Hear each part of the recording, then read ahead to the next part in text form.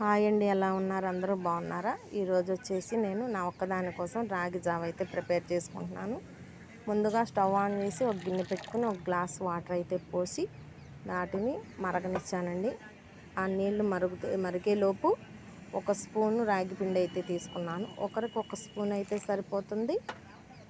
అందులోకి ఒక half glass water పోసి ఉండలు లేకుండా కలుపుకుంటున్నాను.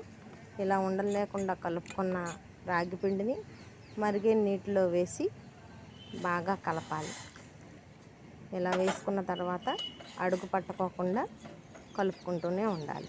ఇలా కలుపుకున్న దాన్ని ఒక పొంగు వచ్చే వరకు తిప్పుకుంటూ ఉండండి.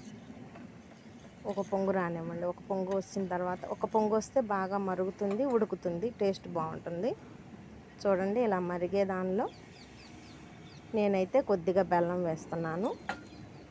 మీకు ఇష్టం లేకపోతే చల్లారిన తర్వాత కొద్దిగా సాల్ట్ వేసుకొని మజ్జిగ పోసుకోండి. ఇలా మరిగిన దానిలో నేనైతే పాలు పోసుకుంటున్నాను. చూడండి, ఇదిగోండి, ఇప్పుడు పాలు పోస్తున్నాను.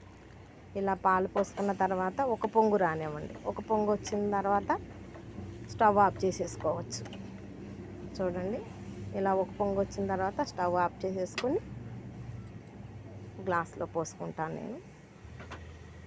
నా వీడియో నచ్చితే సబ్స్క్రైబ్ చేసుకుని లైక్ చేయండి ప్లీజ్.